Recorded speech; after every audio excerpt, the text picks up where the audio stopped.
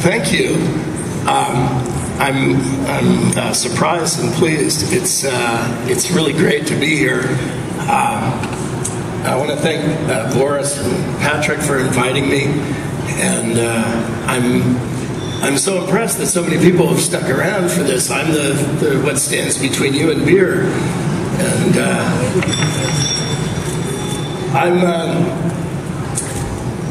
Amsterdam is a lovely city. The last time I was here was 40 years ago.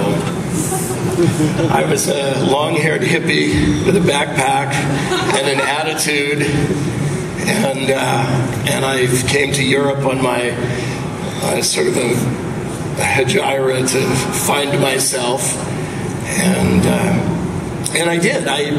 I went home and I said, to hell with this being a shiftless, no good person, and I said, I'm going to find something to do with my life, and I became an entrepreneur, a software entrepreneur. I started to learn how to program, and I started my first company, and a little bit later. And so I've been building software and designing software and innovating in the software world for, it's been about 39 years now. And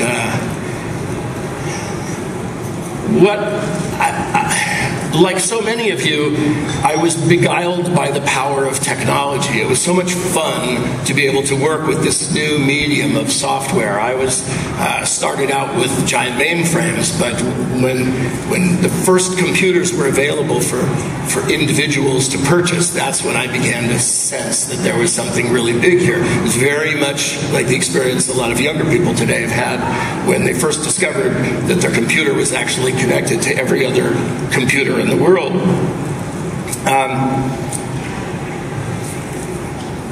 But the technology is really kind of beside the point. Where I've come to in my long, multi-decade journey is this idea that what matters is getting people to desire you, your company, your product, your service, your app, whatever it is.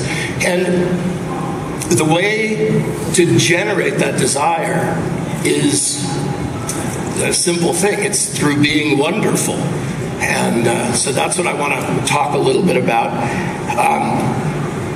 For those of you who don't know me, I've had a couple of careers. The first part of my career, I was a product inventor, and I built a lot of software and sold it. I'm probably best known as the father of Visual Basic. I created the visual programming paradigm and sold that to Bill Gates in the late 80s. And it's had a profound influence on, well, when I showed that software to Bill Gates in 1988, his words were, "This will have a profound effect on all of our products." And he was very prescient to say that and to see that. And it certainly had a profound effect on me. One of the things that I learned through that is there was an API, the VBX interface, that allowed people to plug things in. And I discovered the power of building a marketplace and seeing what people could do with software seeing what people could do with it beyond what you expected when you originally created it. About 20 years ago, I stopped building software and started designing it. 20 years ago, people didn't design software. Design was something that was done accidentally when you programmed. And it was really my credentials as a programmer that allowed me to do that. But I invented a lot of the fundamental tools that people use today for design. I'm probably best known for inventing the design persona. This is a hypothetical archetype that you use to understand who your user is. My company, Cooper, is celebrating its 20th anniversary this year, and we do a lot of design for a lot of different companies. We work for a lot of big companies, companies like Thomson Reuters, GE, Zeiss. We do a lot of work for little tiny startups also. We've done recently work for 100 Plus, TaskRabbit, Practice Fusion, and a company called Parker. We also like to work with not-for-profits. We've been involved with Rock Health, They're kind of an incubator for companies to help the healthcare system, and Code for America.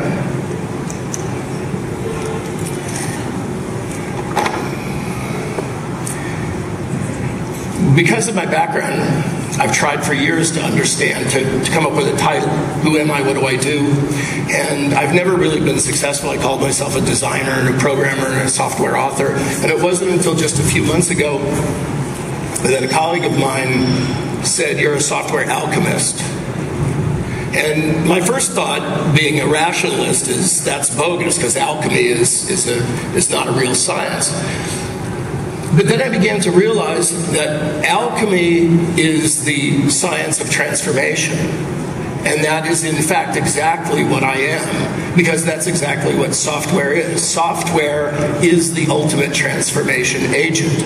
Every business, every industry, and every individual that software touches, it changes them utterly. It's a transformation tool.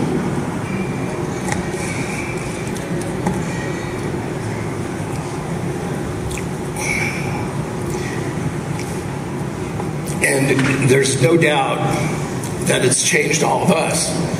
The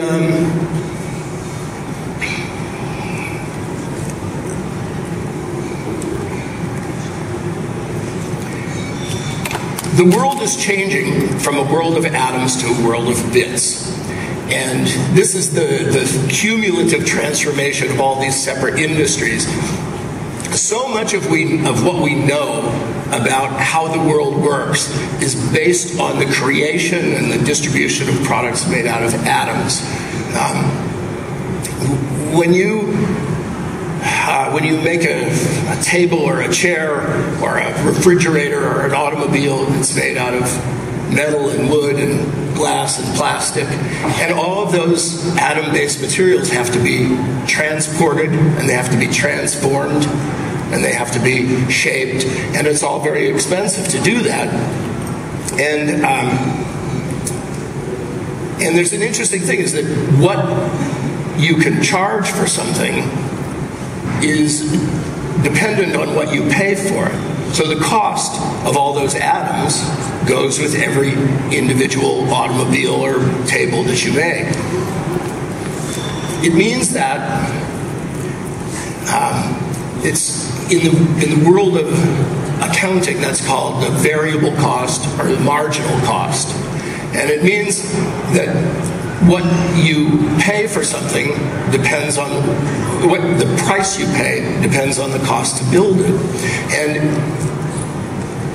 when you make something better by adding functionality or making it nicer, when a manufacturing company makes something nicer, they do that by putting more money into it. And they put more money into every single unit. So the variable cost, the marginal cost, the cost of goods sold goes up. So in the world of classical economics that comes out of pre-industrial time and industrial time is based on this idea of that there's a balance between making something better always costs more. And in the world of products, there's a negative feedback loop. The nicer you make it, the more it costs. We know that products, to be successful, have to do useful work, and they have to be useful, usable, and they also need to be cost effective. But there's always been this trade-off between cost effective and what a product can do. And this has been an extremely powerful governor on the capability of what products can do. And it's been a powerful governor on the way business people think about how to create products. Today we build products out of bits. And the thing about bits is there's no additional cost. Once the cost of making a single version of any kind of software, any website, is the same as the cost for distributing it to millions of people. So there's no incremental cost. There's no variable cost. What it means is that the cost ceases to be significant as having an effect on the price.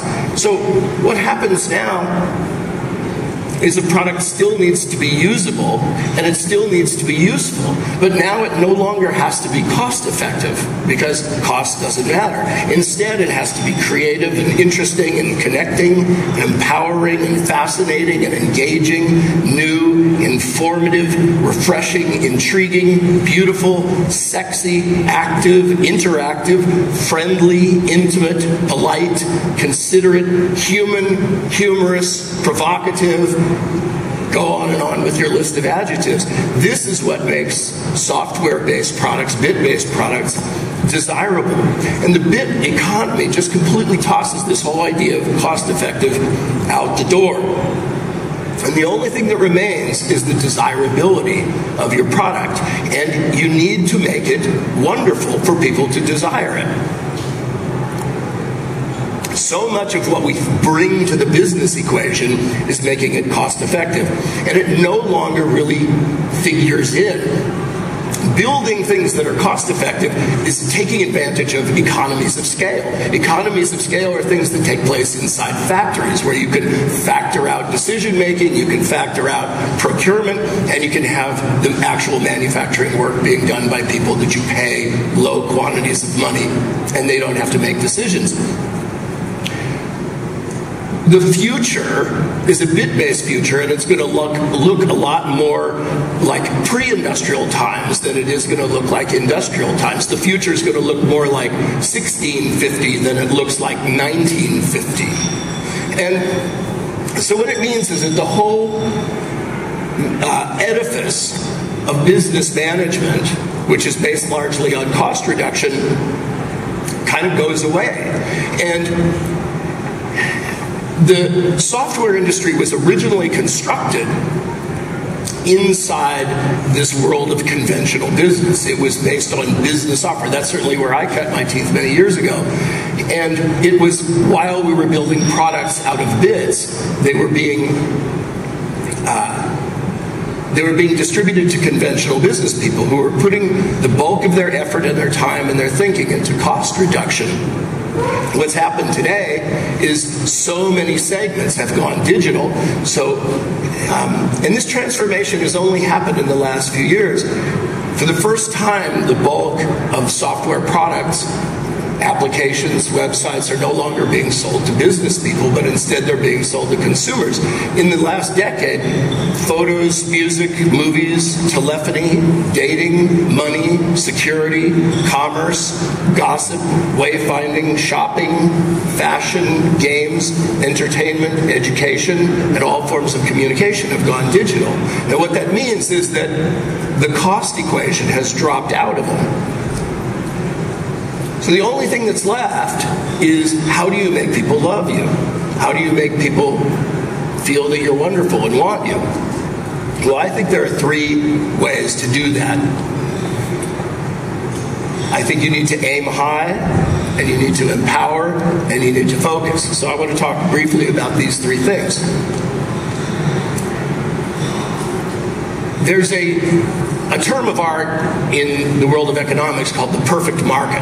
And the perfect market is a hypothetical construct whereby everybody knows the price of everything instantaneously, and the cost of moving from one vendor to another can be done very smoothly with no incurred cost. To a large extent, that's what the internet has brought us. We have, to a significant extent, created the perfect marketplace. And what that means is everybody knows what everybody's product is, and everybody will go to the one they like. I mean, we can see this on retail sites and buying airplane tickets. One of the design tools that we use at my company, at Cooper, is the thing we call Pretend It's Magic. The way we work Pretend It's Magic is we go into an organization, we try to understand who their users are, and we say, what if we didn't have to use computer technology here? Instead, what we could do is just say, snap your fingers and deliver anything. Pretend it's magic. What would the solution look like? And we design the optimal solution, and then we adjust downward for reality. Well, it turns out that these days, we don't really have to adjust downward very far anymore. to a significant extent, pretendance magic has become real. And what this means is, if you can imagine it, you can build it. If you can imagine it and you can build it, what it means is your competitors can imagine it and can build it too. So the question I have is, what's stopping you from building it? There are so many organizations out there that put an enormous amount of thought and time into saying, what's the least we can get away with? And I think the secret to being desirable, to being wonderful, is to aim as high as possible. Is to say, what's the best we can do, rather than what's the least we can do. So many organizations come to it in terms of, well, there's a cost trade-off. So we can't be wonderful. We have to be wonderful based on our budget, based on our shipping schedule. But the thing is that there's no variable cost. It doesn't matter. And if you're not working to put yourself out of business, you can bet somebody else is.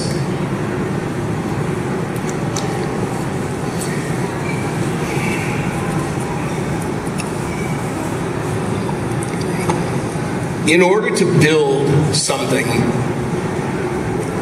that's really wonderful, you have to build a company that's really wonderful.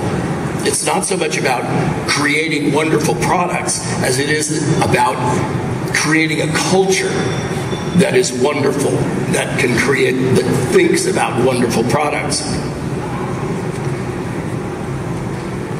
It's a matter of setting quality goals within your organization rather than setting time or money goals, setting quality lines rather than deadlines. There's a couple of implications here. One is that we really need to say goodbye to the 20th century. The 20th century was all about that industrial equation of cost reduction. And so much of management is about prediction and avoiding wasting time and effort and money on projects that appear to not be promising. The problem with that is that the really great ideas, the really innovative and creative ideas, appear silly and stupid in advance. And this is, you can understand this if you think that true innovation means doing something that hasn't been done before. And what people are comfortable with is what they've already done. So when you come with a truly innovative idea, it makes people uncomfortable. And so they will look at it and say, no, I don't think that's a good idea. But if you come to them with something that's familiar, that builds on something that they know, they're going to say, I like that. The problem is that it doesn't really work.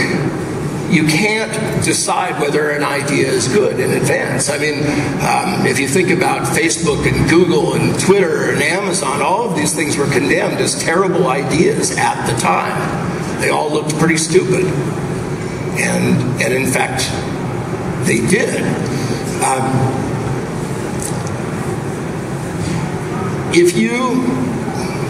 What an entrepreneur does is an entrepreneur tends to look at a known problem at a level of magnification higher than is considered normal. We all know, I mean, when before Twitter came out, there were many different forms of communication, instantaneous communication, broadcast communication. Facebook had a status line. All the Twitter did was look at it with a little more intensity and say, we can subdivide this and get more out of it. And they created that magic of something that's hugely successful.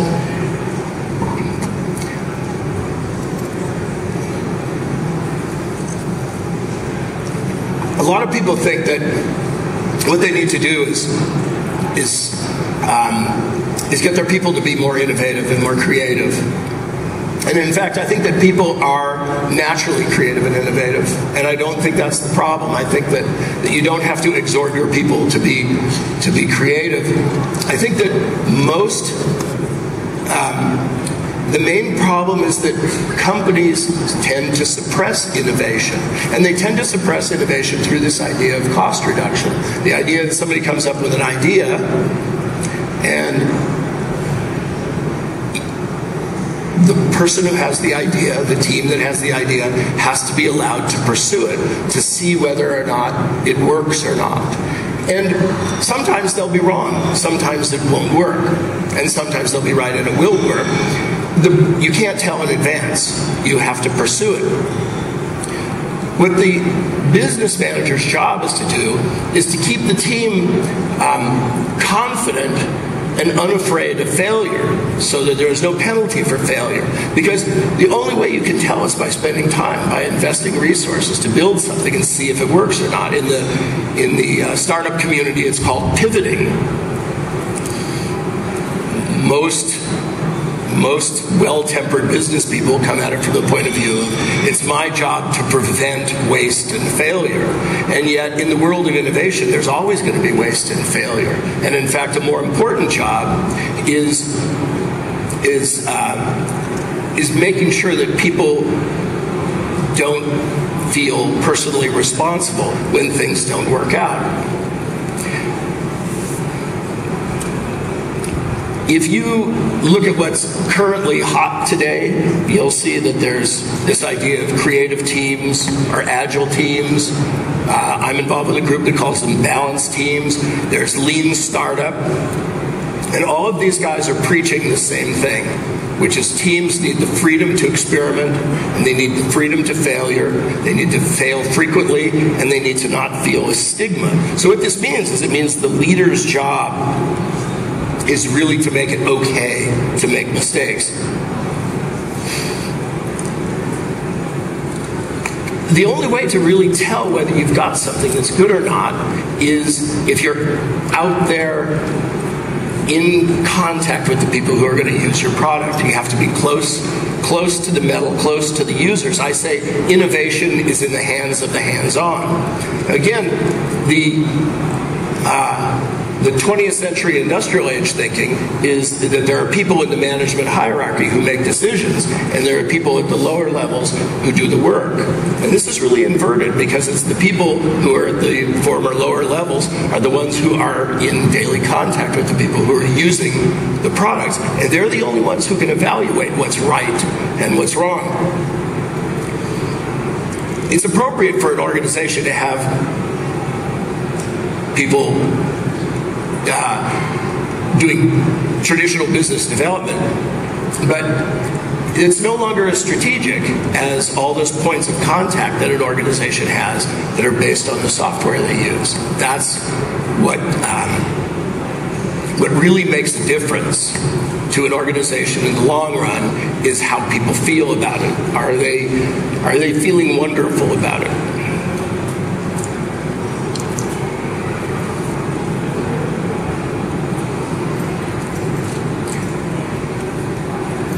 The third thing that you need to do is to focus. It's so easy to get wrapped up in the technology. Certainly I've been lost in my own technology. One of the first lessons I learned was one of the first products I created. I followed it up with an even better product that worked side by side with it. And my customers all came back to me and said, they don't behave the same. And I was looking at it and saying, but it's superior, it's better, it does more. And this is not appealing, this is not being wonderful. You need to pay attention you need to look at things from your user's point of view. There's so much going on in the world of process today. There's all this lean process and design process and Kanban, and you can execute process perfectly and still have a failure. It's not the process that determines whether you're successful. It's whether you bring an appropriate vision and whether you see an end user that you can define achieving their goals through the product that you have. And of course, as I've said, if you focus on your costs, which is what I see all the time, your people will get the very clear message that costs are more important than creativity, because creativity is something that can't really take place when you put boxes around it. I should say, of course, that constraints are a goad to creativity, but not artificial ones. When somebody says, you need to have this, done for the board meeting, it doesn't, that's not the same as the user's constraint.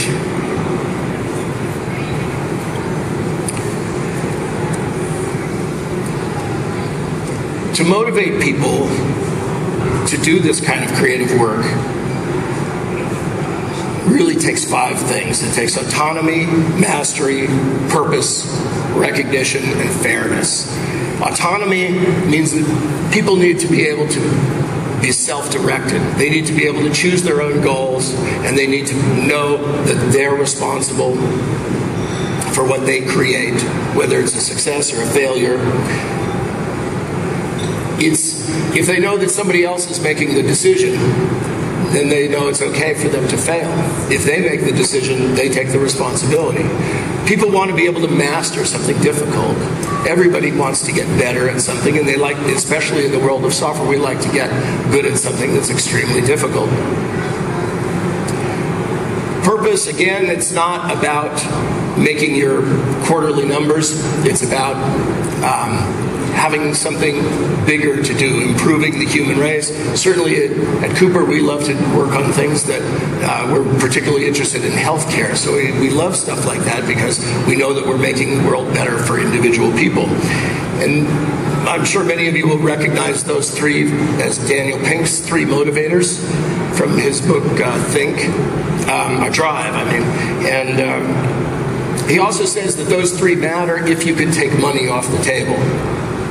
And I think that in order to take money off the table, you have to provide these 2 others. One is recognition and the other is fairness. Napoleon was the one who said, I can get soldiers to die for me for a scrap of ribbon. The recognition is enormously powerful, and even people who are working for some social bottom line still like to know that people see that the work they're doing. And fairness, there needs to be equality in compensation. So we should say, drink a toast, management is dead, long live management. Most everything that we know about management comes from this world of cost containment. And yet most everything that we need to know in the future about running an organization is about coaching teams and helping them to go out and be creative and make their own decisions.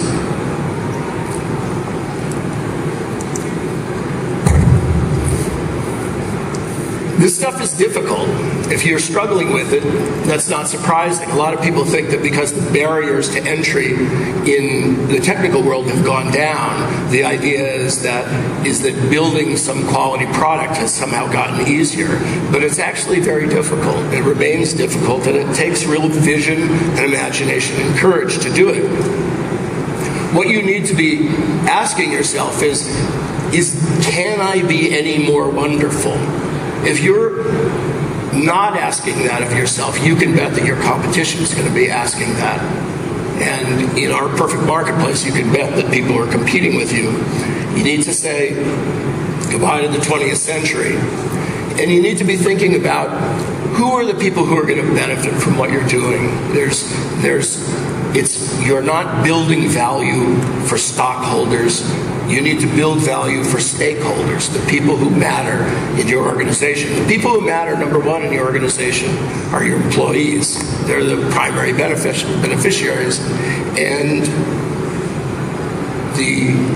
their children. And so you need to ask yourself this question: am I working to be a good ancestor? And that's my talk. Thank you very much.